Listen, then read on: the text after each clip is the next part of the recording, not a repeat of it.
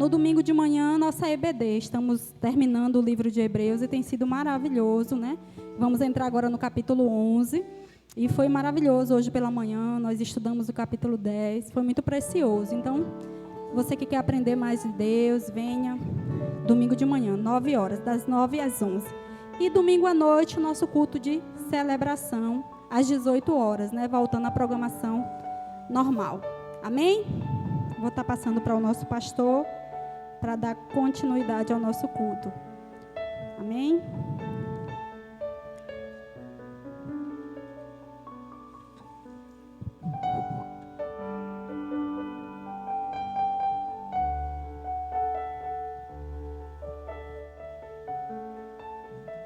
Aleluia, louvado seja Deus. Amém, irmãos? Amém, igreja do Senhor. Glória a Deus. Nós vamos ainda adorar o Senhor nessa noite,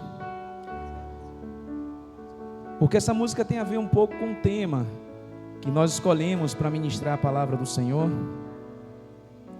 Nós vamos falar nessa noite o que é que temos, vamos falar e o que nós temos. Eu sei que estamos passando por dificuldades em nossas vidas. Recentemente, eu digo recentemente porque começou há 1 ano e meio atrás. Nós estamos passando por situações adversas, e quando eu digo isso, eu não falo apenas da pandemia, mas eu falo de tudo em respeito, tudo que vai desencadeando questões sociais, questões emocionais e espirituais também. Nós sabemos disso. Pela manhã, quando nós pregávamos aqui, fazíamos um estudo da palavra de Deus, nós falávamos a respeito exatamente disso lá em Hebreus capítulo 10, no finalzinho, onde diz que é possível até um crente se desviar, mas não para a destruição, porque a sua alma ela é resguardada, ela é protegida. E pela manhã nós falamos disso. A fraqueza ela vem, muitas vezes a incerteza vem nesses momentos, nós não estamos preparados. Eu digo para aqueles que estão se sentindo fracos, às vezes isso é um sinal de que precisa se preparar um pouco mais na questão da fé. A nossa fé ela vai ser sempre provada. Pela manhã foi o tom da mensagem, e lá no finalzinho desse capítulo 10 fala sobre isso, É possível desviarmos, é possível esfriarmos, é possível, porque nós entendemos que o desviar nem sempre é sair da casa, da igreja, desse templo.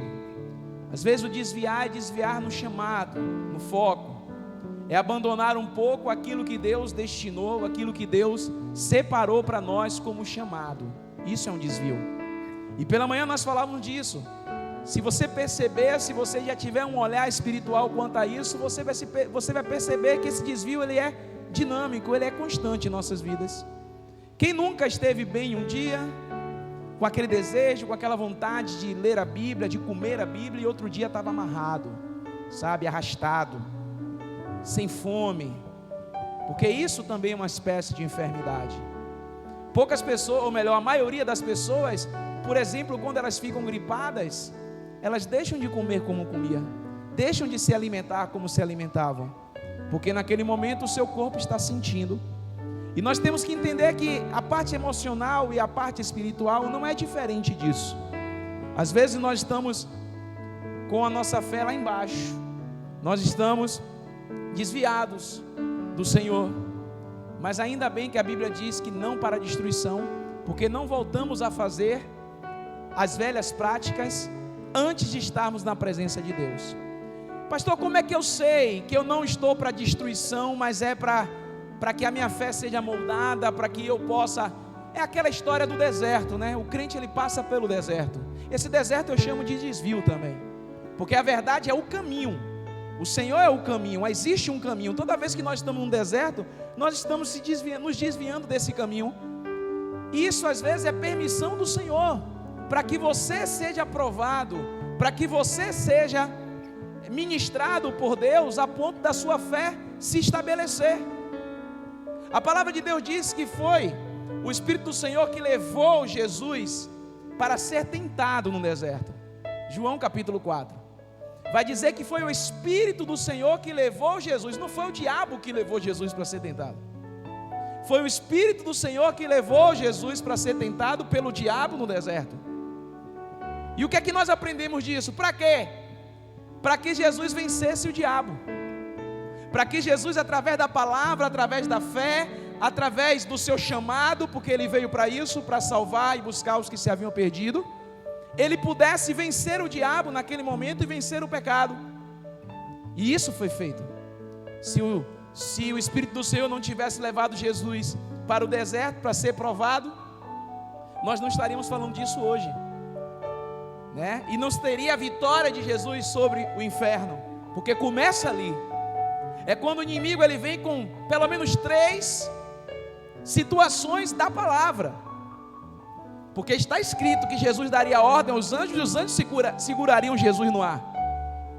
Mas Jesus combateu também com a palavra dizendo, mas também está escrito que não deve tentar o Senhor teu Deus. Então ele não tentou naquele momento e venceu o diabo na palavra. Por que eu estou falando isso? Porque esse hino fala um pouco disso, né? É um hino que nós estamos cantando constantemente na igreja. Deixamos o final de semana passado, não cantamos ele, mas já está virando um hino dessa fase que nós temos passado. Então vamos adorar o Senhor. Tá chorando por quê? Se você tem um Faça disso uma oração ao Senhor nessa noite. que cuidar de você, e jamais te esqueceu. Ele sabe de tudo. Ele sabe de tudo, meu irmão. Que você tá passando. Ah, como Ele sabe de tudo. E mandou lhe dizer que Ele está cuidando. Tá chorando porque se você tem um Deus que cuidar de você, e jamais te esqueceu.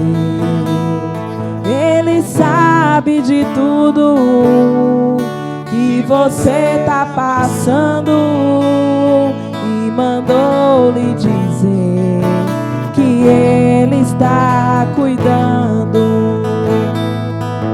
Lembrar de onde você veio e aonde você chegou. Lembrar de todos os livramentos que você já passou. Nem era pra você estar aqui, mas Deus falou assim: esse aí vou levantar. E onde colocar a mão eu vou abençoar. Não chore, quem cuida de você não dorme. Descansa, tem muita gente que te ama. Deus mandou lhe dizer que vai acontecer. Deus mandou lhe falar. Deus mandou lhe falar Que tudo vai passar. Que tudo vai passar. Lembrar de onde você veio e aonde você chegou. O Ebenezer de Deus, até aqui o Senhor nos ajudou, Lembrar meu irmão. de todos os livramentos Até que o Senhor tem ajudado a sua vida. Até que o Senhor tem levantado você. Nem era pra você estar aqui, mas Deus falou assim: esse aí vou levantar. E onde colocar a mão eu vou abençoar. Não chore, quem cuida de você não dorme. Levanta, tem muita gente que te ama. Deus mandou lhe dizer que vai acontecer. É desse jeito. Deus mandou lhe falar que tudo vai passar. Não chore. Não chore, quem cuida de você não dorme. Esse é o Deus que nós servimos. Levanta, Esse é o Deus que nós tem amamos. muita gente que te ama. Deus mandou lhe dizer que vai acontecer. Deus mandou lhe falar que tudo vai passar. Deus mandou te dizer que vai acontecer.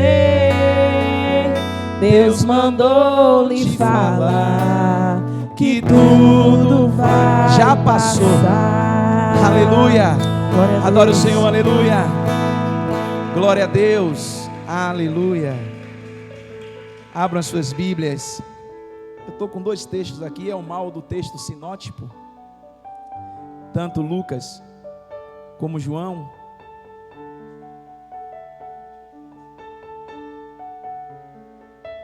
Aleluia. O mal da gravação do culto é que às vezes a internet vai embora.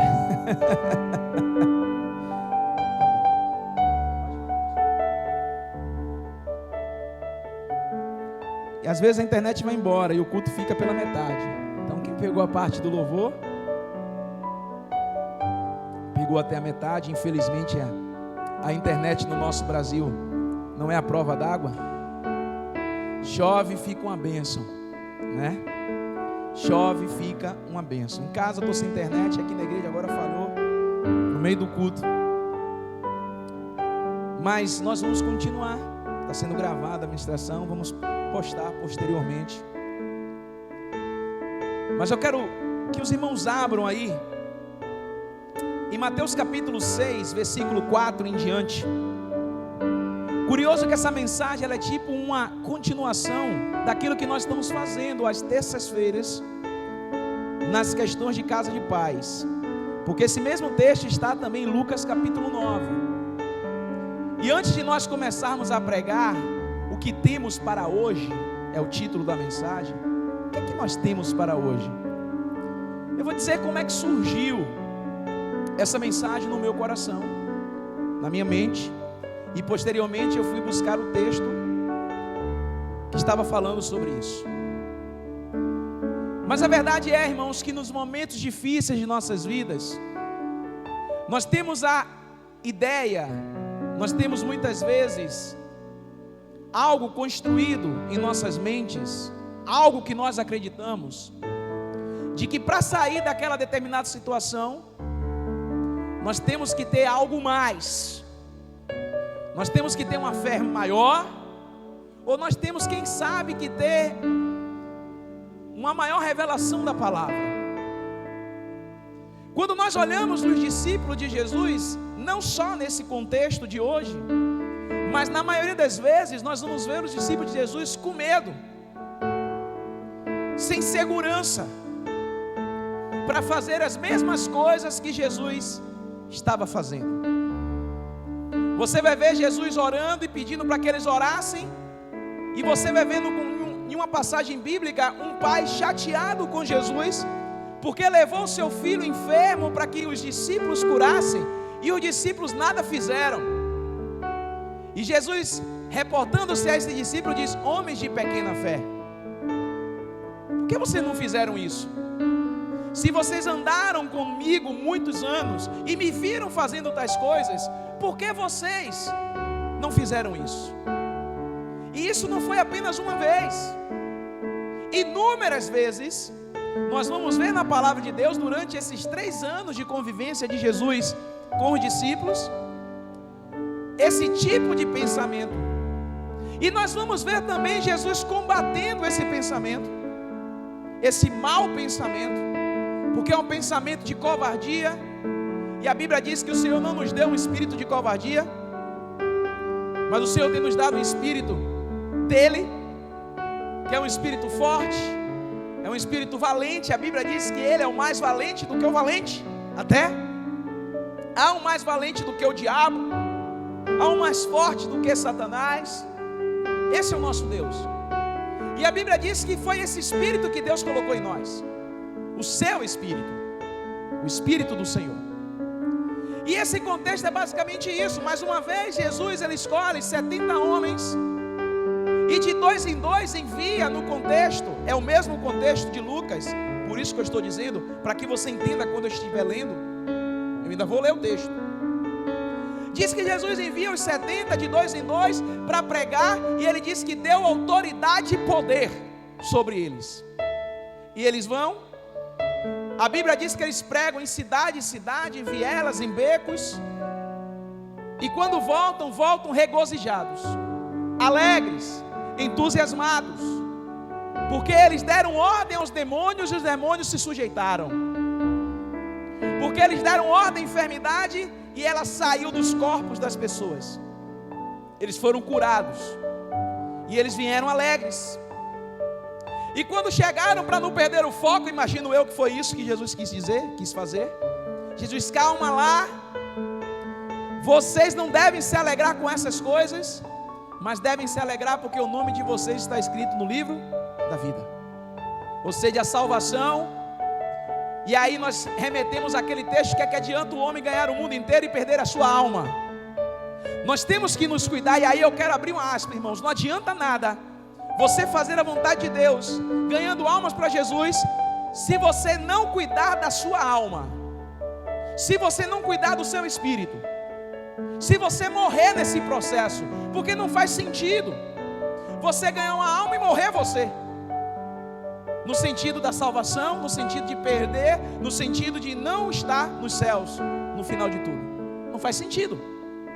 Então por isso que nós temos que nos alimentar sim da palavra, por isso que nós temos que buscar intimidade com Deus sim, por isso que nós temos que trilhar a salvação em Cristo sim, e fazer as outras coisas, e cuidar de vidas, e ir atrás de pessoas, e levar a palavra de salvação àqueles que necessitam, como a Bíblia nos manda.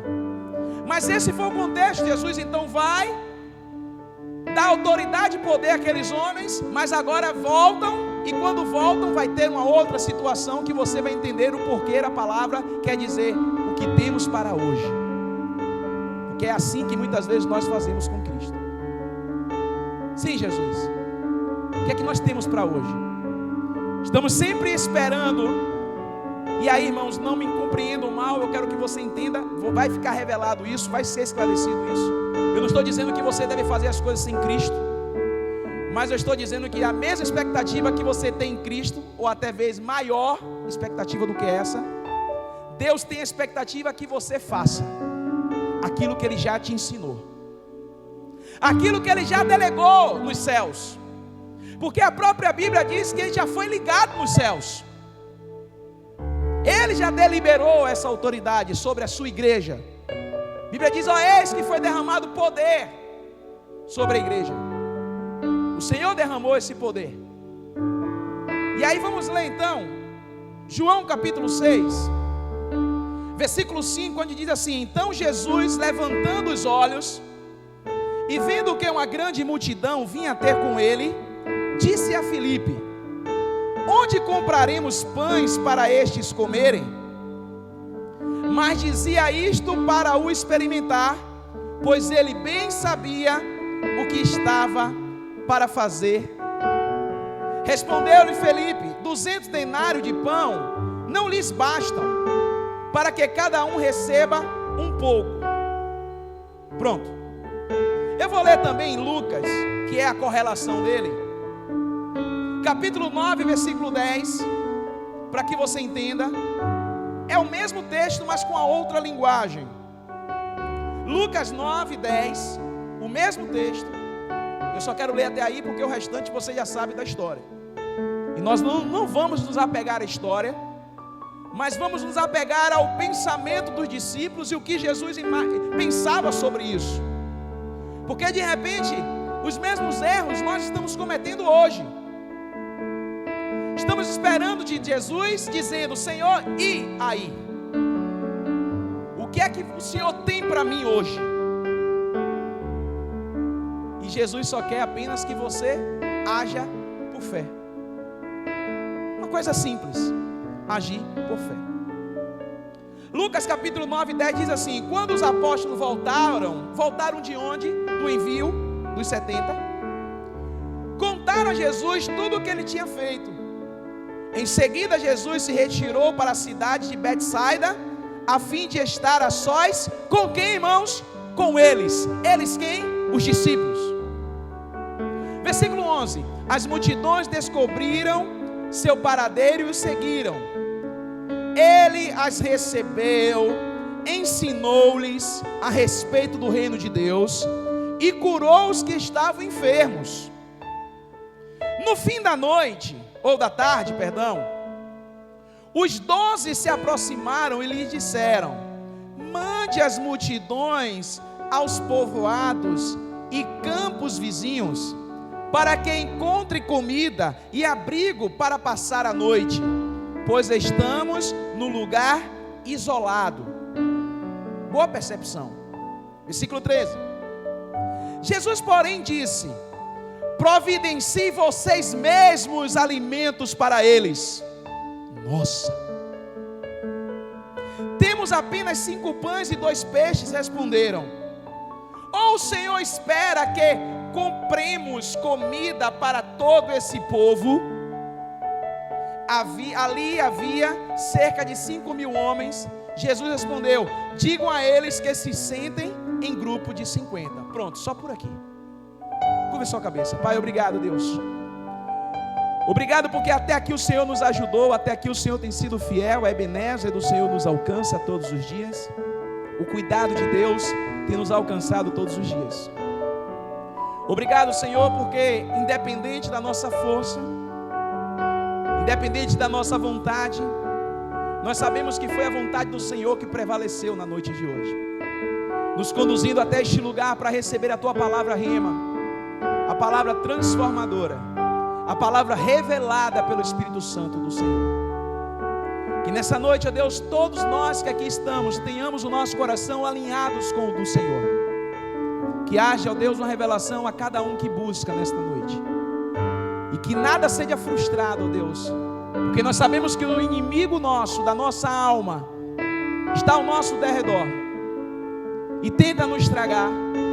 Repreende, ó Deus, no nome de Jesus, toda seta maligna, toda interferência diabólica em nosso meio, Pai. Que haja apenas o fluir do Teu Espírito Santo, e que todos aqueles que aqui se encontram possam receber do Senhor.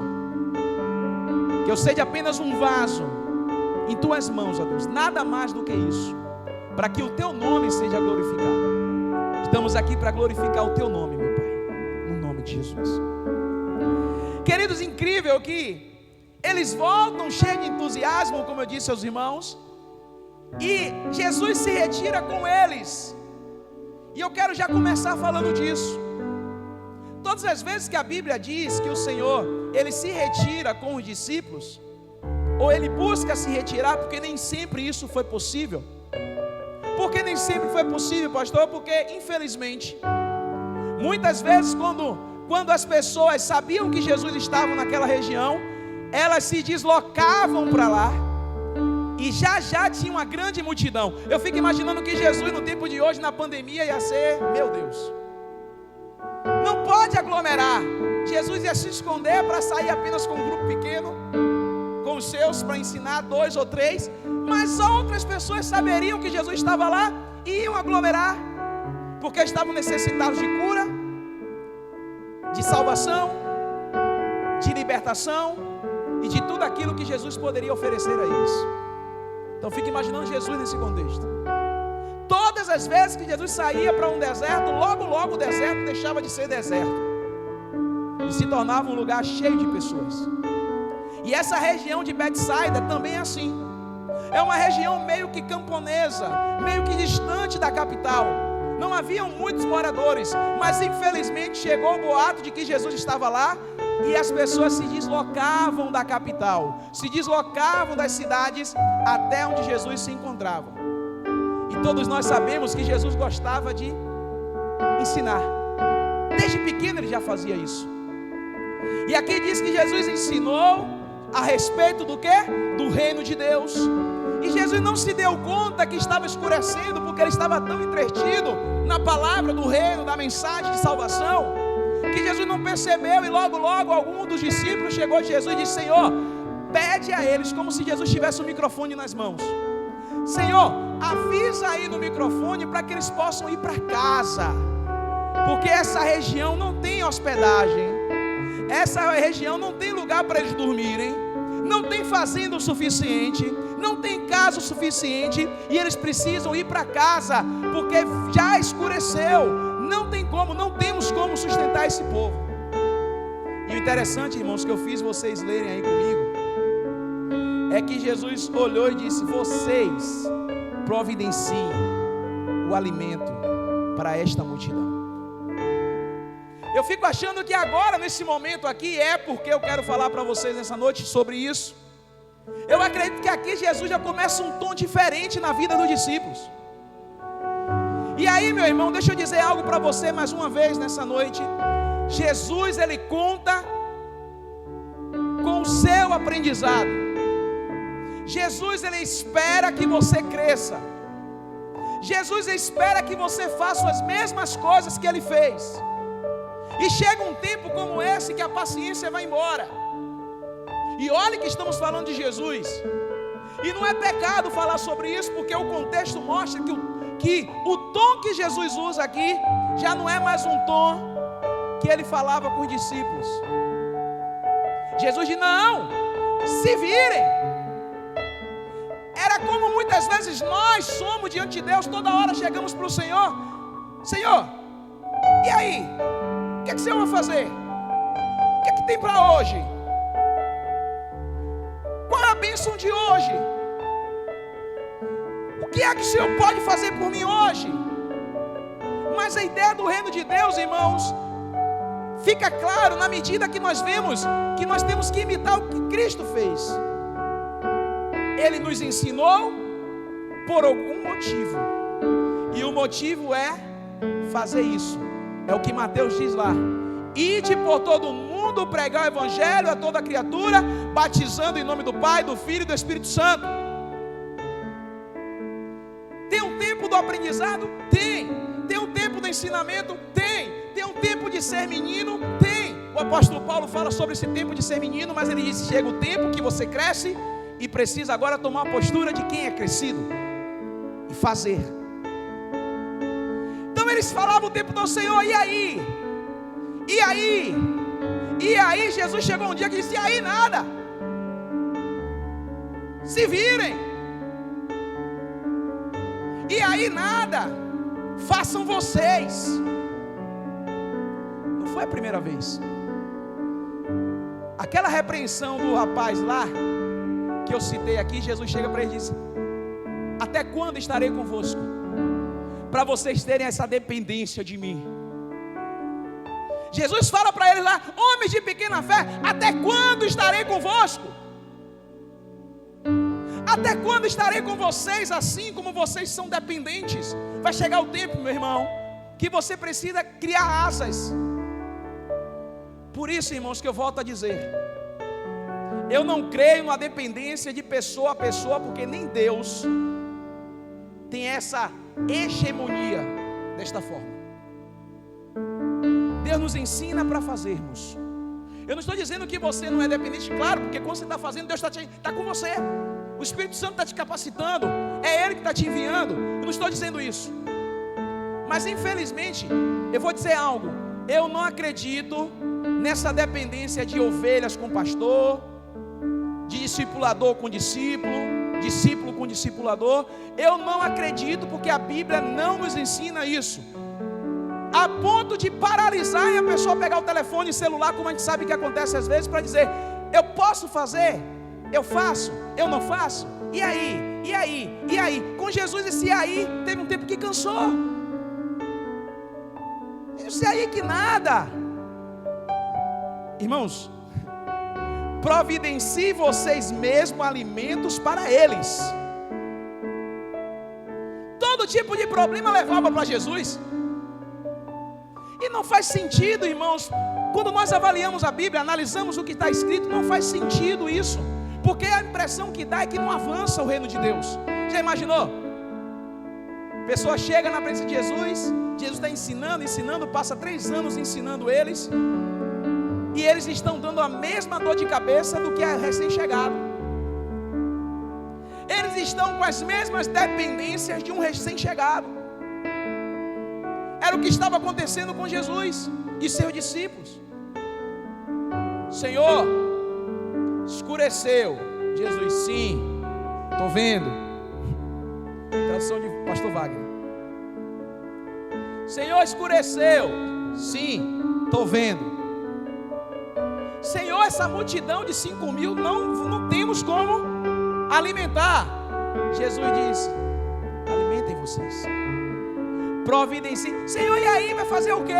Providencie vocês esses alimentos. E eles estavam tão despreparados, irmãos, eles estavam tão despreparados com essa situação, porque até então Jesus fazia tudo o que eles pediam, que a resposta seguinte dele, é incrível isso, é incrível, versículo 13. Quando Jesus diz: vocês providenciem, aí o outro diz: só temos 5 pães e 2 peixinhos. Aí algum gaiato deles diz: ou o Senhor acha que nós vamos gastar o nosso dinheiro para alimentar esse povo? Fazer fé no milagre do outro, no dinheiro do outro, nos recursos do outro, irmão. Tem tanta gente assim, ó, fazendo fé nisso. Mas na hora de coçar, na hora de promover, na hora de fazer, poucos estão dispostos a isso. Poucos estão disponíveis a isso. Poucos. E isso nós vemos no próprio discipulado de Jesus, com os próprios discípulos de Jesus. No finalzinho do versículo 13, ou o Senhor espera que compremos comida para todo esse povo. Ou seja, ou o Senhor espera que nós gastemos o nosso dinheiro para dar alimento a toda essa multidão. Quando nós lemos aqui em João, Jesus se referiu a Filipe, e a Bíblia diz que ele só fez essa pergunta porque ele sabia o que ia acontecer. Jesus já tinha revelação disso, Jesus já estava ensinando os discípulos nisso. Jesus já estava sondando os discípulos nisso. Eles precisavam aprender essa lição. Eles precisavam entender que no reino de Deus, quanto mais nós recebemos do Senhor, mais nós daremos, mais nós enviaremos a outros esse recurso. O Senhor não te dá recurso algum, irmãos, se não for para abençoar. O Senhor não te dá ensinamento nenhum se não for para ensinar. O Senhor não faz isso. E aí deixa eu falar algo que é a linguagem de hoje. Nada de graça. Nada de graça, não tem essa visão. Como assim, pastor? Eu passei a vida inteira no reino, na igreja, sabendo que Deus não dá tudo de graça. Sim. A visão do novo convertido pode até ser essa. Mas quem tem chamado com Deus sabe que isso não é de graça. Vai chegar o tempo que Deus vai cobrar daquilo que Ele tem te dado. Porque há uma grande diferença. Se eu recebo de Deus esses recursos e fico apenas comigo, eu não estou multiplicando o reino de Deus. Eu não estou multiplicando a visão do reino que foi me passado. Por isso a Bíblia diz que tudo que nós temos vem do Senhor. E diz lá em Mateus, como nós falamos, tem o ide para que você vá e faça as mesmas coisas que Jesus fez. Então quando eu olho essa palavra, quando eu olho aqui esse contexto, eu fico imaginando que sim, nós somos cobrados por aquilo que nós recebemos. É uma visão do reino. Porque o que é mais precioso para Deus? A alma. O que é mais precioso para Deus? A vida. Porque Deus veio ao mundo, irmãos, para salvar aqueles que se haviam perdido, para salvar a mim e a você e o restante das pessoas. Aprove a Deus salvar a todos, como está escrito, mas infelizmente pela dureza do coração de alguns, estes não serão salvos. Pela dureza dos corações de alguns. Então quando nós olhamos para esse texto, nós percebemos que o Senhor está nos ensinando para algo maior. Todos nós que temos recebido do Senhor a palavra, temos sido ministrados pelo Espírito Santo na igreja ou fora da igreja, em casa, no TSD, porque nós apenas não recebemos de Deus apenas dentro da igreja. Nós recebemos quando nós estamos lendo a Bíblia, quando nós estamos louvando, quando nós estamos nos mobilizando em direção às coisas do reino. Nós recebemos sempre do Senhor, por um motivo de quê? De nos tornarmos semelhantes a Ele. Então, o que temos para hoje, pastor? O que temos para hoje, Jesus? Se não cabe mais para aqueles que têm recebido do Senhor. Eu volto a dizer, isso é uma fase das vidas, irmãos. Jesus logo assumiu a rédea, claro, porque quando nós não fazemos, Jesus continua fazendo. E é isso que é bom. O prazer, deixa eu falar algo para vocês aqui nessa noite. O prazer de estar no reino é nosso, irmãos. O prazer deve ser meu e seu. Porque se você for parar para pensar, Deus não precisa de homem algum. Porque Ele continua trabalhando sem você trabalhar. Você dorme, mas Deus não dorme. Você descansa, mas Deus não descansa. Você cai, mas Deus não cai. Você fica sem fé, mas Deus não perde a dele. Ele é a própria fé. Então, nós quando olhamos para isso, nós percebemos exatamente. Quando você vai fazer essa autoanálise, reflexão, você percebe que Deus não precisa de você, não precisa de mim. É um privilégio nosso estarmos fazendo algo para Deus. Porque se Deus não precisa de mim, de você, se você não fizer, Ele vai fazer. E a Bíblia diz, se o servo do Senhor, se o povo dele não clamar, as pedras clamarão. Você quer ver uma coisa que a Bíblia, ela vai trazendo essa ideia para nós?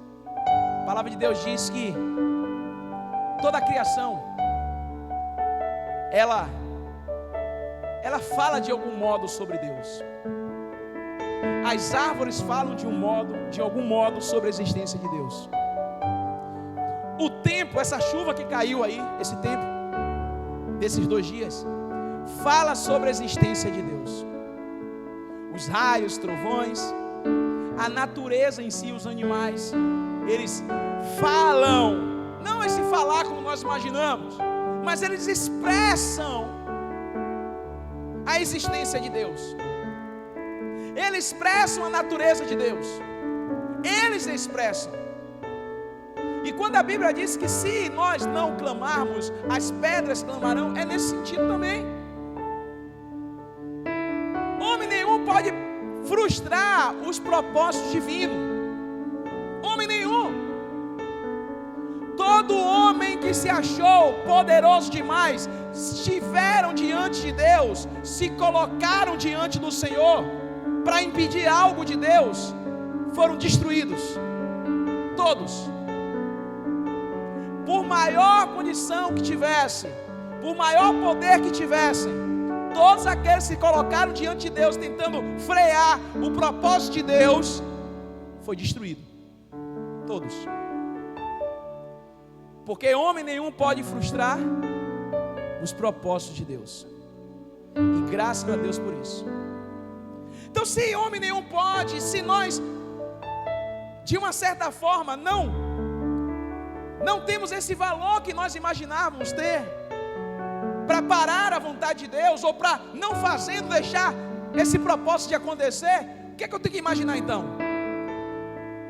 De que é um privilégio. Apesar de nós, pastor Ebiúber diz assim, né? Apesar de mim, apesar de nós.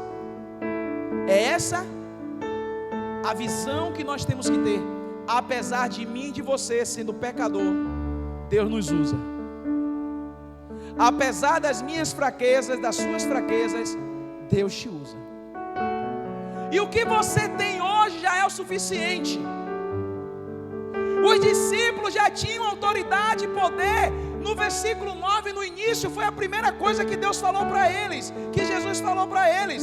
Eles foram enviados debaixo de uma autoridade e poder. Versículo 1 do capítulo 9. Jesus reuniu os 12 e lhes deu poder e autoridade para expulsar todos os demônios e curar enfermidades. Eles receberam o quê? Autoridade e poder. O que eles precisavam então? Fé para colocarem a autoridade e o poder em prática. O que é que nos falta muitas vezes, irmãos? Fé para aplicarmos a autoridade e o poder que Deus já nos deu. Fé. Fé. Ter fé e coragem é falar do que Deus tem feito, é ministrar em nossas vidas, na vida das pessoas, aquilo que já fomos ministrados. Você reparou que Deus não te pede algo difícil? Deus não está te pedindo para você inventar coisas. Deus não está pedindo a você para fazer uma arca como Noé, te dando um projeto. Não. Eu até entendo que isso seria um grande desafio para mim e para você que não somos carpinteiros. Deus não está mandando você fazer um palácio como Ele mandou. Ele não está mandando fazer uma tenda exatamente como era nos céus, como Ele mandou a Moisés. Não. Um palácio real como fez a Salomão. Não. Aí seria difícil para mim e para você fazer, porque dependeríamos de recursos. E a Bíblia diz que Salomão, ele fez um grande palácio. A maioria do recurso foi do próprio tesouro do rei.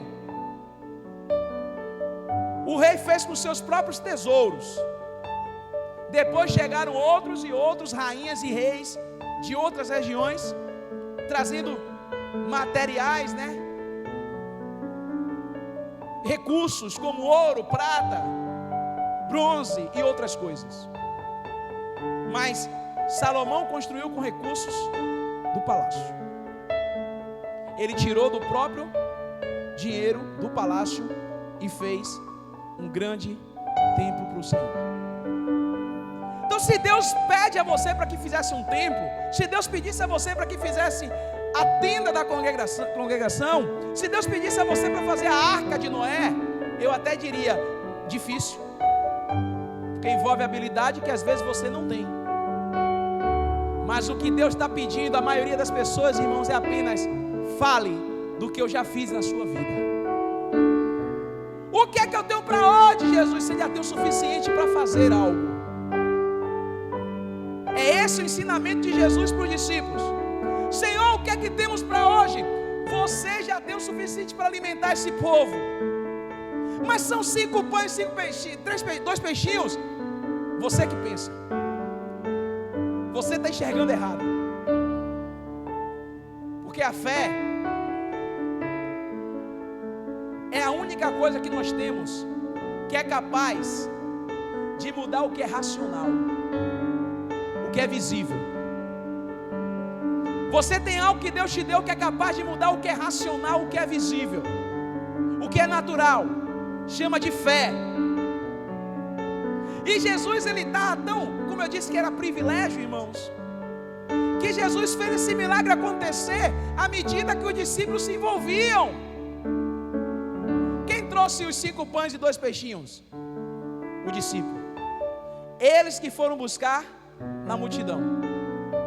Quando eles começam a se envolver, quando eles começam a fazer o que Deus havia ensinado, o que Jesus havia ensinado, o milagre vai acontecendo à medida que eles se envolvem. Depois que Jesus abençoa e parte os pães e peixes, a Bíblia diz que esses homens começavam a distribuir e cada vez tinha mais. Cada um pegou o cesto e começaram a recolher, porque brotava do cesto. A ideia não é como, irmãos. Sabe por que muitas vezes nós perdemos a oportunidade de sermos usados por Deus? Porque nós queremos saber como. Agora não entendo entendo porque está nos lábios de muito crente. Eles aprendem desde pequeno. Deus usa quem quer, como quer e aonde quer. É assim que nós aprendemos? Deus usa quem quer. Essa é, se fosse fazer aqui, né? Aquelas questões dos top 5. Tem muito isso hoje na internet. As melhores. Vamos fazer aqui uma votação do maior jargão do povo cristão, daquilo que está na palavra, na boca do povo. Nós íamos ouvir entre os 5 isso. Deus faz o que quer, na hora que quer e com quem Ele quer. Tem crente desaforado que traz até isso como desaforo. Pega até essas palavras e diz: Deus fala quem quer. Em um tom já de briga, de desaforo. Por saber disso, eu não estou discutindo que não é dessa forma. É. Mas se prender a isso é prejudicial. E eu vou dizer por quê. Os discípulos se prenderam a isso. Como fazer? Quando fazer? E quem vai fazer? Cuidado para você não se apegar a isso. Jesus, você vai fazer o quê? Preocupado com Jesus? Vai fazer. Quem vai fazer? Que horas isso vai acontecer? E como isso vai acontecer? Essa resposta foi dada por Jesus porque eles foram incapazes de entender como funcionava o processo da multiplicação. Eles foram incapazes de se colocarem no processo. É muito parecido com a questão do eis-me aqui, Senhor, envia-me a mim. Tem coisas, irmãos, na vida que você só vai desfrutar se você for parte dela. Vou lhe falar. Tem coisas na vida, e eu vou até aumentar mais isso, tem coisas no reino de Deus que você só vai usufruir, que você só vai ter como experiência quando você se coloca nela. Você é parte dela. Porque tudo exige fé. E a fé não é teórica. E a fé não pode ser fingida. Já diga ali. Quando Paulo escreve para Timóteo, para falar da sua mãe e da sua avó. Timóteo não tinha uma fé fingida, assim como a sua mãe e sua avó também não tinham. É o apóstolo Paulo escrevendo em uma das suas cartas sobre o fingimento da fé. Se o apóstolo Paulo diz que a fé de Timóteo não era fingida, é porque ele tinha visto algumas pessoas com a fé fingida. E o problema é isso, irmãos, fé fingida. É igual aquela questão do que é original e o que vem da China. É a mesma coisa. Você pode comprar um Rolex da China? Pode. Ele vai ser parecido? Vai. Ele vai cumprir a função dele de ver as horas? Vai. Mas é o Rolex? Não. Aí alguns dizem assim, ó, é a primeira linha. Mas você consegue vender ele num avaliador que conhece o que é Rolex, no preço de um Rolex? Não. Ele vai ter as garantias do Rolex? Eu acredito que não. Porque as empresas maiores no mercado de venda aprimoram os seus equipamentos para fornecer cada dia mais garantias maiores. Tem objetos de uso que a garantia é vitalícia. O cara investiu tanto em tecnologia, a empresa investiu tanto na tecnologia, que ele pode garantir e dizer assim, ó, se quebrar eu troco. Tente quebrar. Se quebrar eu troco. É vitalício. Porque o cara investiu. Tem coisas que são similares que não vai ser. Vai vai ser bom de usar, eu estou dizendo, vai ser bom de usar. Eu não estou falando aqui das pessoas. Tem gente que convive, que faz, que compra, mas ele sabe que a qualidade não é a mesma, a não ser que ele seja iludido. A mesma coisa, porque eu entrei nesse mérito, a mesma coisa é a fé fingida. Ela parece com a fé, parece ter as mesmas garantias da fé, parece que vai ter o mesmo resultado da fé, mas se for submetido a uma pressão maior, ela falha, ela quebra, ela pifa. Por isso que a fé não fingida, como o apóstolo Paulo diz de Timóteo, uma fé não fingida. Fé é algo tão sobrenatural, é algo tão bom, que embora seja pessoal, embora seja intangível, você não pega a fé, não é algo que você vai ter, é algo que você imagina, é algo que você está testando. Ela é tão espetacular que, embora ela seja invisível, ela é testada o tempo todo. Ou não é assim com você? O tempo todo você está testando, sabe por quê? Eu imagino o seguinte: se tem algo na vida que o tempo todo nós testamos, é porque ela é importante. Você já deve entender por isso.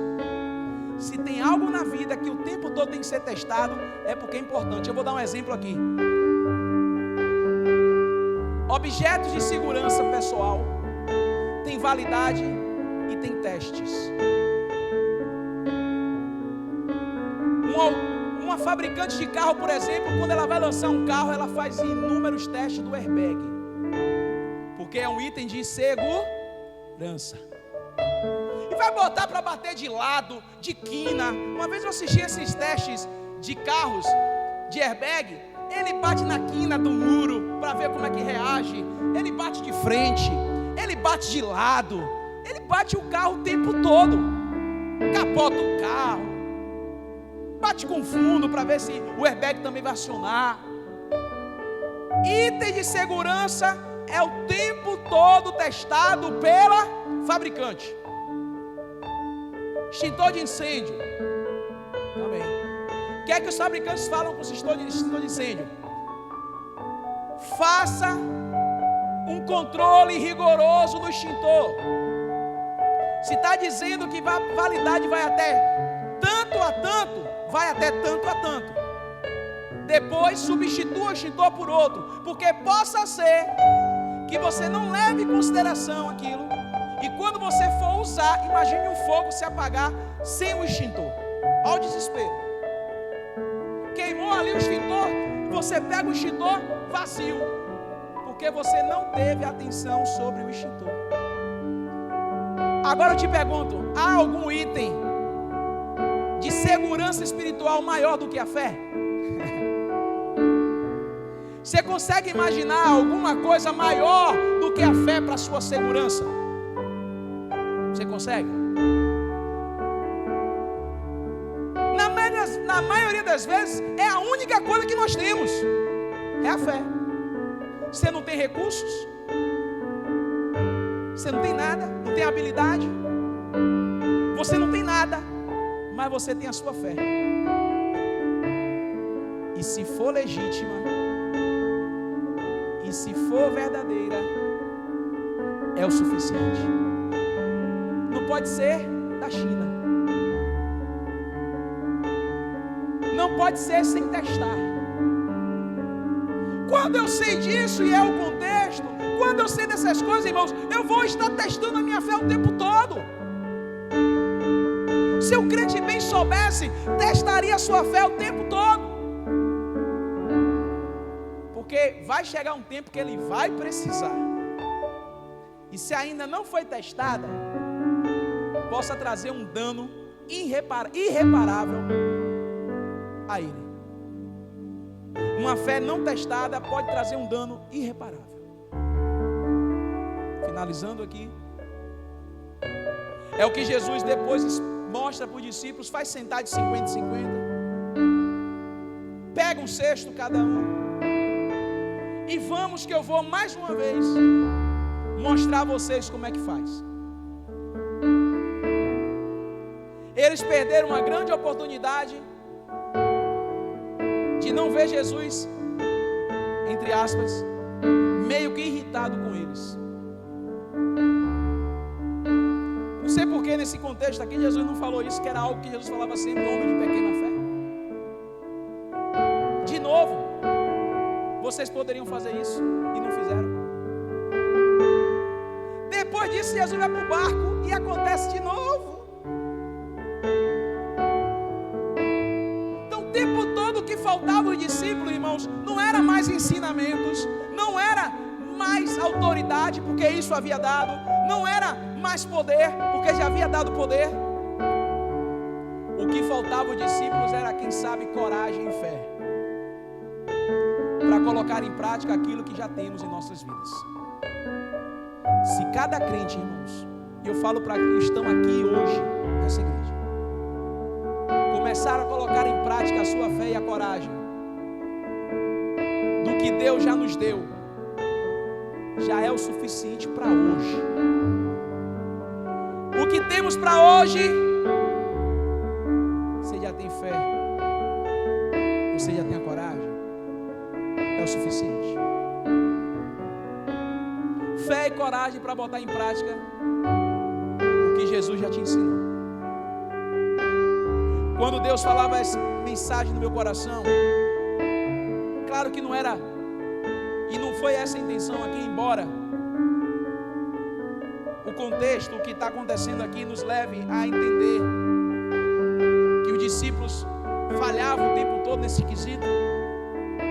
Não é uma palavra para te colocar para baixo, pelo contrário, é uma palavra para mostrar a você que você já tem o suficiente. Você já tem o suficiente para ganhar o seu marido, sua esposa, para ganhar os seus familiares para Jesus, para ganhar as pessoas do seu trabalho para Jesus, para falar de Deus em qualquer lugar, para não ter vergonha de falar sobre Jesus. Todos nós que aqui estamos, irmãos, já fomos preparados para isso. Acredite, se tem alguém que nos prepara perfeitamente é Jesus. Todos os dias. O Espírito Santo, todos os dias. Mas chega um momento que agora precisa nós precisamos fazer algo. O ensinamento já foi dado, a lição já foi dada, e o que precisa agora é fazermos. Que Deus abençoe e que essa palavra possa encharcar os nossos corações de atitudes. Alguns tempos atrás, aqui, semana atrás, eu falava da atitude. Tem faltado atitude para provarmos a nossa fé. E hoje falamos de coragem. E hoje estamos falando do que já temos. Quem sabe, eu não lembrava dessa palavra, eu lembrei agora da atitude. Mas quem sabe é um sinal de Deus para essa comunidade, para a comunidade Batista Renovada, para nós começarmos a fazermos e começarmos a agirmos em prol do reino de Deus com o que nós já temos. Não espere mais. Não espere o próximo curso. Não espere o próximo Manaim. De manhã falamos sobre isso. Manaim não pode ser bengala. Não pode. Não espere o próximo retiro. Não espere o próximo batismo. Não espere o próximo. Não espere. Você já tem o suficiente para falar do amor de Deus e as pessoas se converterem. Nós já temos o suficiente. Já fomos preparados. O Espírito Santo nos prepara todos os dias. Abre os olhos e você vai enxergar, e você vai ver que Ele tem feito assim na sua vida, como tem feito na minha vida também. Amém? Eu vou nesse momento estar orando. Você escreve com lápis e quer que eu enxergue daqui? Está com fé. Está com fé. Sim, é agora que eu vou fazer. Amém? Eu quero fazer duas coisas agora na igreja. Os irmãos sabem que nós estamos hoje começando um período da igreja de retomada das nossas atividades evangelísticas e como igreja igreja no lar, igreja do Senhor. Embora já algumas pessoas estão fazendo casa de paz, mas nós vamos instituir hoje essa caminhada e a forma que nós vamos fazer. Eu tinha dito aos irmãos que iríamos lá hoje, dia 11 de abril, lançarmos casa de paz, mas eu não sei se esse tempo todo que nós passamos sem casa de paz e célula, perdemos, vamos dizer assim, o alinhamento, perdemos o mover de uma forma unitária, e está sendo difícil. Então o que é que eu propus às pessoas que estão vindo a mim para abrir casa de paz? Eu disse a elas que eu vou estar orando e enviando elas todas as vezes que ela for abrir a casa de paz naquela semana. Então como é que vai acontecer? Finalzinho do culto eu vou orar pelo líder da casa de paz, se trouxer também o anfitrião, mas não é obrigatório trazer um anfitrião. A gente sabe que a gente vai trabalhar na vida de pessoas que muitas vezes ainda é ímpia, não está vindo à igreja, não tem interesse nenhum naquele momento, isso é normal. Mas nós vamos fazer isso dessa forma, todo domingo, finalzinho do culto, nós vamos orar e enviar para as novas casas de paz, como Jesus fez aqui em Lucas capítulo 9, do versículo 1, que Ele deu autoridade e poder para que eles fizessem isso. Nós vamos imitar Jesus. E eu quero apresentar um fruto da nossa casa de paz, que foi Ana. Cadê Ana? Fica em pé, Ana, em nome de Jesus. Você pode fazer isso por mim? Ali está Ana, casa de paz, irmãos. Aceitou a Jesus lá na casa de paz. Gostou desse período de 7 semanas? Louvado seja Deus. Você ouviu uma palavra hoje muito inspiradora para você que está chegando. Deus já pode te usar e já quer te usar. E eu quero convidar então a nossa irmã Elisângela, que vai estar com Ana. E mais quem? Sayaka não está aqui, né? Não. Então eu quero convidar a Ana. Olha, irmão, como é que Jesus faz. Ana foi anfitriã, gostou tanto da casa de paz, que já vai estar com a Elisângela na próxima. Você está entendendo? Então olha como Jesus faz. Elas já vão estar abrindo uma casa de paz. A anfitriã veio? Cadê a anfitriã? Vem cá, a senhora também. Essa? Eu quero orar pela senhora também. A anfitriã da próxima casa de paz. Olha como é que já aceitou o convite logo assim de cara, para estar conosco hoje, viu? Então eu vou estar orando pela a semeadora da casa de paz, ou as semeadoras, que vai ser Elisângela e Ana, como auxiliar, junto com Sayaka, né? Que a Sayaka é auxiliar permanente de Elisângela, né? Na casa de paz, na célula. Qual o nome da senhora? Laura. Lau Marina. É junto. A dona Lau Marina, que vai receber 7 semanas, oração, palavra, assim como Ana. Então a senhora já tem um exemplo aí, do lado, que vai estar lá, e aí já pode também te auxiliar nisso, né? Dizer o que Deus já fez na vida dela, contando o seu testemunho das casas de paz lá para a senhora, para quem sabe, né, na vontade de Deus, o Senhor fazer aquilo que está no desejo do seu coração, porque eu creio que há um propósito nisso tudo. Porque nós instruímos a casa de paz para cura, para libertação, para salvação, para momentos de tristeza, momentos de angústia, para momentos complicados, como nós sabemos que a maioria dos brasileiros e do mundo hoje tem passado. Então eu creio que Deus vai estar fazendo uma grande obra na vida da senhora, dos familiares, de todos aqueles que estiverem na casa da senhora. Eu creio que Deus vai estar trazendo palavras poderosas e vai estar curando e salvando muita gente. Eu peço à igreja que fique em pé, eu vou estar orando e nós vamos encerrar. Vou pedir à pastora Kelly para estar ungindo, enquanto eu oro daqui, pastora. Bota um pouco de óleo aí, você botar em cima. Vamos enviar debaixo da autoridade de Deus, da unção do Senhor. Aí. Pode deixar em cima. Vamos orar. Estenda suas mãos para cá. Senhor, no nome de Jesus, ó Deus, nós oramos ao Senhor nesta noite, para que o Senhor possa estar cobrindo, ó Deus, a vida dessas 3 mulheres, ó Pai, com a presença do Senhor, com a unção do Senhor, com a autoridade do Senhor. Toma a vida, Senhor, de Elisângela, de Ana, que vão ser as semeadoras da paz, que possam encontrar Dona Laumarina como filha da paz, que ela possa receber aquilo que ela vem buscando, que ela possa receber, se for a cura, uma cura definitiva sobre a sua enfermidade, que haja, Senhor, salvação naquele lar, Deus, que ali seja chamada casa de Deus. Nós cremos que essas 7 semanas serão semanas poderosas, semanas de milagres, de cura, da manifestação do poder de Deus.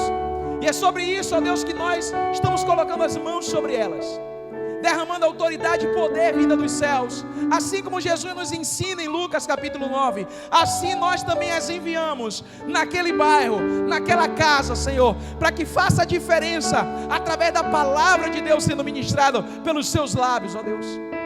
Eu creio, Pai, um propósito maravilhoso o Senhor está abrindo, está trazendo na vida dessas pessoas. Nós te louvamos e te bendizemos, meu Pai, no nome de Jesus. Obrigado por este culto, Senhor, obrigado por tudo aquilo que nós ouvimos nessa noite, pela visitação do Espírito Santo. Toma a vida de cada um dos meus irmãos em tuas mãos, nos despede em paz em nome de Jesus. Nos dá uma semana de vitória, uma semana abençoada, que possamos cada vez mais crer nessas palavras de Deus, crer naquilo que foi trazido aos nossos corações. Nós já temos o suficiente, nós já fomos ensinados por Ti, agora o que nos resta é fazer aquilo que aprendemos. Leva em paz o Teu povo, Senhor, dá uma semana de vitória e de descanso, para que nós possamos recobrar nossas energias ao longo desse processo, Pai. Nós cremos no Teu amor, cremos no Teu cuidado. Que o amor de Deus, que a graça e a paz de nosso Senhor Jesus, que as doces consolações do Espírito Santo estejam com todos vós, agora e para sempre. Ide em paz, que Deus nos abençoe, e tenham vocês uma grande casa de paz. E Ana, seja bem-vinda em nome de Jesus. Depois a Elisângela vai botar um número lá para a gente acrescentar você no WhatsApp da igreja e ficar informada. Deus abençoe.